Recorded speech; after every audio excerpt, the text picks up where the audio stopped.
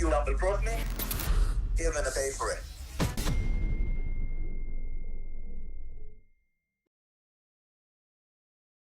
Today, we're going to be talking about a show that is massively trending on Netflix and is taking the world by storm, frankly, and that is the Tinder Swindler. This was actually an unplanned, impromptu video. I was just scrolling on Netflix one day, and as you know, recommendations come up, and this was one of them. So I wanted to talk about it because I think a lot of the life lessons in this particular documentary are applicable not just for luxury lovers out there, because obviously it does focus a lot on money and wealth, right? But I think it's actually relevant for just everyday life. And before I get into the nitty gritty of this video, just a heads up that this is going to be quite a red pill approach that I'm having to the stories that has been told in this documentary. But I think sometimes people need to hear the hard truths of things, and had people heard these hard truths, especially these ladies here, I think people would not be in situations that are as sticky as this one. So for those of you that have not yet watched the Tinder Swindler or just need a quick recap, your girl's gonna give it to you now. So as a quick reminder of what the show is about, it's essentially a guy called Simon, or Shimon as his real name is, and he essentially poses as a Russian Israeli businessman. He claims he is the son of a billionaire diamond mogul of the Lviv family, and he jet sets across the world, matching with various women on Tinder, of course.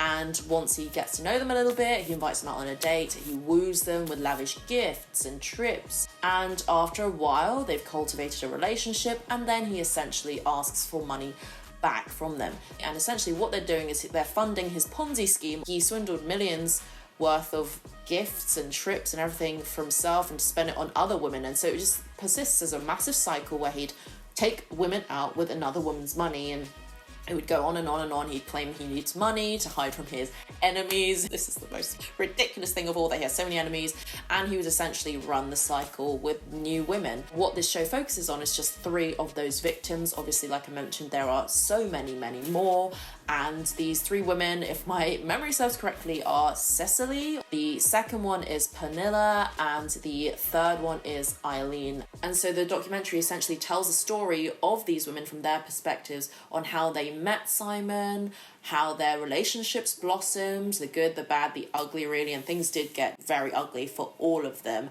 up until the point where they actually managed to team up in this miraculous wrap-up ending, which honestly I was very astonished that this was real life. I mean, you obviously get, as a side note, catfish scams and, the Nigerian prince scams as well, but something to this scale, and also something that was essentially resolved at the end with his arrest, involving especially Eileen. She was very, very smart in managing to get his flight details to the police and everything, and track down this very elusive guy. And it was just crazy that this is someone's actual real life, and this is a real life story, and also even crazier the fact that this guy is still walking around roaming the streets as a free man. There was just so many elements to this documentary that I really had to just make a video on it, and so many life lessons that I think a lot of people, especially young women, should really take away from this show. But I'll go into the 5 key lessons that I think everybody should take away from watching the Tinder Swindler. So I'm going to start these life lessons off with a point that is a bit more generic around the dating scene itself, and that is the dating landscape that we once knew and operated in is completely different to what it is now. Gone are the days we used to just go into the village or whatever and meet somebody in our town, and you'd get married to them there. That would just be your vicinity of people that you get to know in your life, and you may know maybe up to 100, 200 people in your immediate vicinity. And now fast forward to the world we live in now, where there is so much technology that you can meet people from halfway across the world and even have long distance relationships. That is just something that has completely changed the face of the dating marketplace, if you will. And although technology has done a world of good in connecting people or even reconnecting people in some instances, it is a double-edged sword. We have a very fast approach to getting things done now, whereas previously you'd have to court someone in person or write them letters. Now, fast forward to the 2000s, right, you've got a lot of apps where you can swipe left and right, and Tinder was the first app, I believe, that actually introduced this functionality. Now there are so many more. Looking at somebody and reading their profile and their life's work and deciding basically on material factors like their face and, you know, just their general appearance and what they have, what they do and things, it can be a little bit dehumanizing and detached, or, you know, away from if you met someone in person, right? You get a lot of people emphasizing the material and the superficial over qualities that are actually demonstrable when you're in person. You then have a lot of people who are not in the top 10 or 20% of, you know, the most good looking, the most wealthy, the most powerful. And you're seeing a lot of people then be lonely, and equally, if they're lonely, they are vulnerable because they don't think that they're good enough. Or you might also get people on the other extreme who think because that they can be connected with anybody from around the world at any point, that they should just never settle, and they just have unrealistic expectations. And so with all those factors in mind around how the dating landscape has become fast and emotionally detached and very superficial and materialistic, you then have in wider society this culture still being pushed of, you know, like Disney, Cinderella type films. You get this dichotomy of like traditional happily ever after stories and romance, rom-com type of stories juxtaposed with the reality of the dating marketplace, which is quite cutthroat. So with all of those things in mind, this key life lesson is all to say that the dating landscape we're operating in is very different to the ideas, the traditional ideas that a lot of people, especially young women, have. Now that the internet has given everybody so many more options, people are also considering lots of options. And in the example of the Tinder Swindler then, Simon is clearly on Tinder to get as many options as he possibly can, because he is presenting himself, rightly or wrongly, you know, he's masquerading himself as somebody in the top 20% of men. He is supposedly wealthy, he is powerful with all these connections with people, you know, he's got bodyguards and things like that. He's a somebody, and he's relatively good looking, though I don't think he's that much above like a 6 or a 7 in my opinion. And because of these unrealistic dating expectations and probably the loneliness that a lot of these ladies are feeling, I certainly got that from Cicely, in particular, who was talking a lot about the Prince Charming that she wanted to find. If you're projecting almost a desperation into the world, that can make you very vulnerable. She was vulnerable because guys like Simon, you know, you would not necessarily find them on these apps in the first place if they're really the billionaire's son. But also, you know, the way that they got together was so fast. There's so many red flags and warnings there that would make one think, in at least in a rational sense, that it's a bit too good to be true. Alright, now we are on to life lesson number 2, and it's actually one of my favourite quotes in life, and that is, if something is too good to be true, it probably is. And this is almost stating the obvious, I realise, for a lot of you people out there, but the fact that this documentary existed in the first place clearly means that common sense is not that common. Like I mentioned, you know, people still have these very unrealistic, romanticized expectations of how dating should be like, or how men should be, how women should be. You know, people can get so easily then catfished or cheated on or scammed, whatever, in today's digitized world, where you can doctor documents, you can, you know, masquerade as somebody you're not. And even when you think you've done your due diligence, it's not always that good. And from an outsider looking in at these 3 women and their stories and all of the evidence that they even put up as well of them flashing all the fine gifts and the trips and things that they were on in a very crass way, a showy-offy way, let's be honest, even if what has happened to them is horrible and heinous, there's still that element of pride, and you can tell on the first date, at least for Cecily anyway, and you can tell also from Pernilla because of all of the trips that she was then going on. It's like they've never seen nice things before, and because of that, their eyes go all like heart emojis and they lose all common sense. But there is honestly no such thing as a free meal, and honestly, they must have thought in the back of their mind, how on earth is this guy with a very sketchy backstory getting all this money, and, you know, what am I gonna have to do in return for this? Especially when you know someone for such a short period of time. I mean, a first date that's taking you and on a private jet, that is a red flag. If I ever saw one, I would think that someone was gonna bundle me in the trunk of a car. I would not have even gotten into a car, let alone on the plane, with him and his then baby mum or something. It was a very strange story, wasn't it? That is where common sense has gone out the window, because they have never seen nice things. And you don't have to have nice things with that point in mind to appreciate that it's not necessarily worth the cost that you'd have to pay. But it's also too good to be true when you consider just common sense elements like, why was a billionaire's son on Tinder? I'm sure there's lots of elite apps, or they would be introduced because they would presumably be very concerned about wealth transfer, etc., to a random person. Why would someone from the elite be on Tinder, and why would they so desperately need to flash their cash and their lifestyle? Now that everything is so superficial and can be so easily faked, you've really got to have your wits about you, and you cannot let your hopes and dreams of never settling and finding Prince Charming blind you from what's in front of you. And you really do see that with these three women, as sad as the story is, especially for Eileen, I think, because she was the longer term girlfriend from what I remember, and she was actually quite smart at the end. I will give her props for that, for her ideas of basically scamming Simon back and getting all his designer clothes, right? You've really got to ask these questions of, hang about, why would a billionaire's son be on here? And why are we moving so soon in the first date? And, there are so many other red flags that you could pick up here that they just did not ask, because they honestly thought, you know what? Act now, think later. And so based on that, the life lesson is really around thinking twice about anything that people present in front of you that does not have a price tag up front, because chances are it's hidden and they'll probably charge you interest. And, if you're going to go ahead with it, be willing and don't be surprised to pay the price.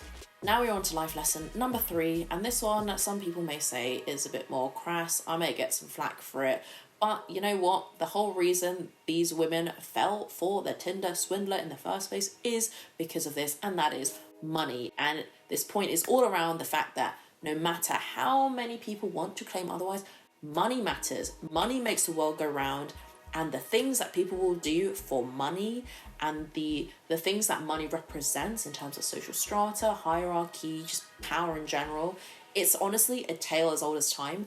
And the things people will do for money, both parties actually, both the swindler and the swindled, is astounding. And in that way, I don't think anybody is innocent, and money, although it can give you opportunities and freedoms, is, again, like technology, a double-edged sword. Money is the first thing that these ladies saw when they matched with Simon. It's the first thing that I guess is the most obvious, by the clothes that you wear, the places that you go to, just the whole lifestyle package in general. And let's be honest, when we saw all the pictures of Simon on Tinder, what did we see? Well, we saw private jets, we saw luxury watches, we saw bougie clothes. Tell me that it was his personality that got you to match with Simon. I know what happened to these ladies at the end was horrific, and nobody deserves for that to happen to them. But if you want to talk about agency here, they definitely knew what they were getting themselves into, because they thought they could have a free meal. Tinder is a mutual thing. No one forced you to go on a date with Simon. No one forced you to, up until the end, give him money. It was all with pure agency on their side, and that is why I think up until this day Simon can't be charged, because he didn't really force the hand. Okay, he was threatening and he was potentially abusive in some of the relationships, but because everything was purely their own will, and they loved him, and they have copious amounts of evidence to say that, there's really not much that they can get him for.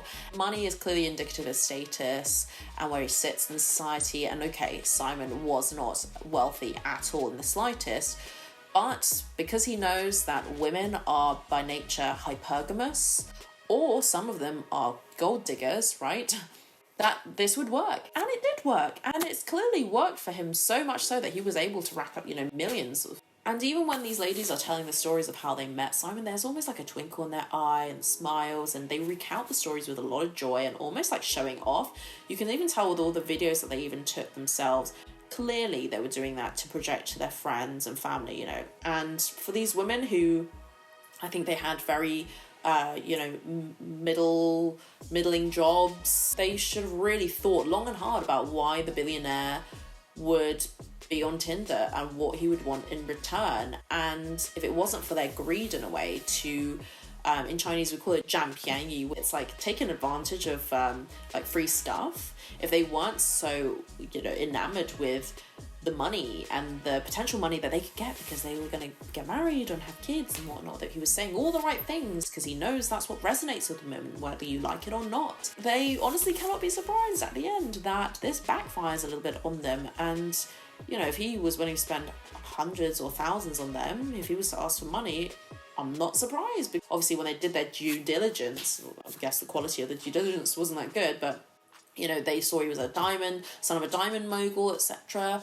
Clearly their eyes lit up with regard to how many dollar signs or whatnot that was attached to his name. And although it was obviously a scam and a fraud, he was able to create a lot of wealth for himself. And now I'm not defending his actions, of course, because, clearly he went to the ends of the earth to get money and squandered it, frankly, right? That, everybody here in this story was motivated by money. Simon more than the rest, obviously. But the women, if they weren't attracted by money, they would not have swiped right on him. So now we're on to life lesson number 4. And this one is a little bit more abstract and potentially also controversial, but hear me out first. And that is, you can get away with anything if you look a certain way, you make enough money, or you know the right people. Case in point, the fact that Simon is a free man roaming the streets of Israel and has a new girlfriend, new cars, etc. I don't know how he's getting the money. Is he still continuing his Ponzi scheme? Because as you can imagine, it's rules for thee, not for me. And like I mentioned before, obviously he can't really be incarcerated with much more than a slap on the wrist because of the fact that it was a consensual relationship that these women were on. You can really tell that reality is bent a certain way in favour of people who have these factors and are in, therefore, the top 10 or 20% of the world, the dating marketplace, if you will. And it's with these extreme qualities, if they're really good looking, if they have a great job, they know the right people, that people will treat you differently. And that is just something that you have to be very mindful of, especially when I relate it to the luxury sphere, the luxury community. Of course, I talk about luxury goods.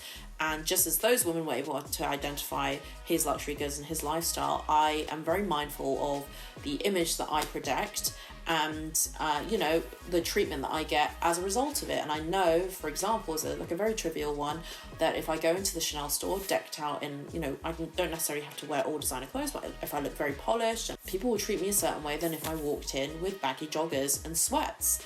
And that is a reality of life, that people kind of judge you on face value, and the first thing that people see is obviously what you're wearing or how you look. And obviously the other things are around your power, your wealth, your status, and those are the things that come up in the background checks, right? So obviously all these factors together, for those that are using it for heinous purposes like Simon, you can manipulate the world and you live a very different lifestyle to those in the real world. It's, I guess, how the world has always worked. And, people don't stay young and beautiful or rich and powerful forever. But it's just something that you really need to be aware of when you are out in the dating scene, when you are out interacting with people, even on a business basis or a personal basis in your lives. And now we are on to the final life lesson, number 5, and this is one that I hope is going to be a positive takeaway of sorts, and that is around having self-worth, self-love, self-confidence. It's so important that you love yourself first before loving others, and especially in the context of the Tinder Swindler, people prey on the weak, those that are self-conscious. And one of the observations that I noticed when watching the documentary was these women, I think Cecily was one of the ones that presented herself like this, was that she was essentially looking for someone to complete her. You hear this obviously in day-to-day life as well, like they complete me, they're my better half, my other half.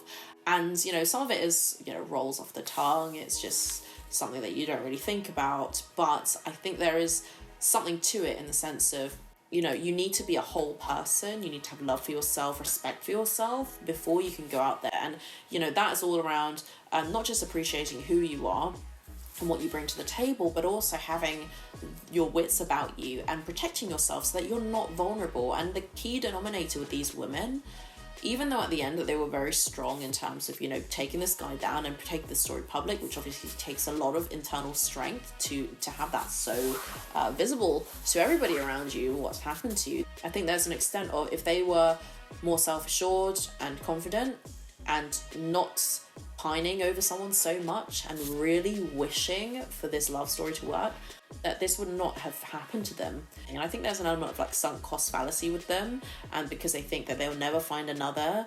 I think they also just believed that this guy was just so happened to really fall in love with them and only them, and he was telling them everything they wanted to hear, and because they were vulnerable, they were just led to believe that. And you know, these women, some of them, they got themselves into such dangerous situations. Like, I think, was it Pernilla in the car?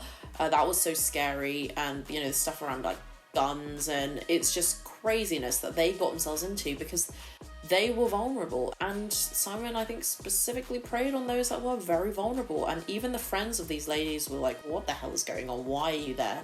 And because they really wanted this love story to work, or this fantastical lifestyle to work and be theirs, they just gave everything to this guy. And so you just really have to have that self-respect and that self-worth before you go out and date, to be honest, and before you present yourself even in a professional capacity or social capacity to other people, so they understand what you bring to the table and they don't mess with you, really. So yeah, those are my key life lessons. If you have any additional thoughts or you'd like to build on the points that I mentioned, please leave them down in the comments below and tell me what you thought about the show.